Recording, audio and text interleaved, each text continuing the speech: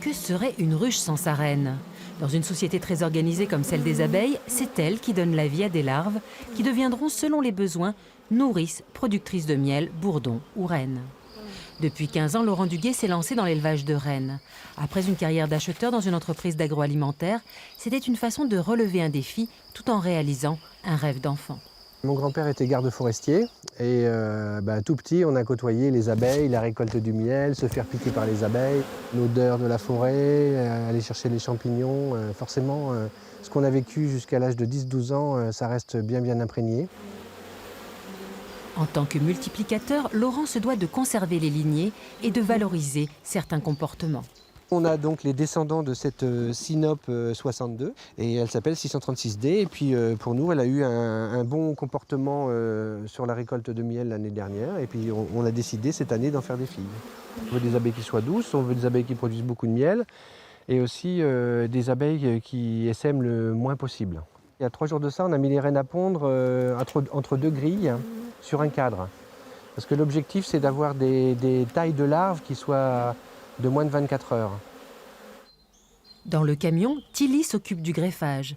Il prélève délicatement la larve dans un peu de gelée royale et la dépose dans une cupule qui sera replacée dans une ruche afin de former une cellule royale.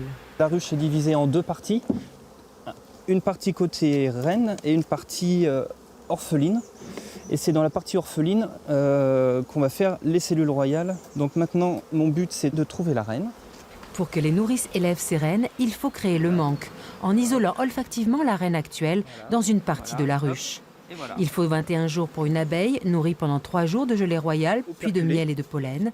16 jours pour une reine, exclusivement alimentée à la gelée royale.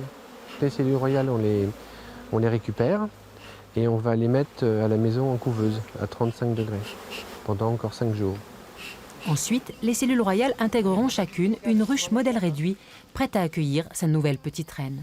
On fait des mini-essaims. On a mis une cellule royale il y a 3 semaines. Donc il y a une reine vierge qui a dû naître. Et là, normalement, on devrait peut-être trouver une reine en train de pondre.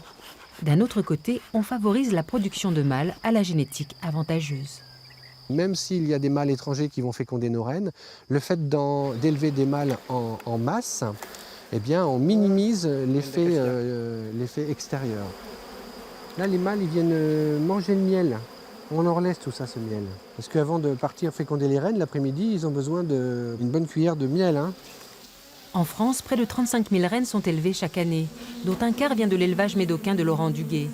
Reines ou cellules royales qui viendront renouveler le cheptel de centaines d'apiculteurs français et européens.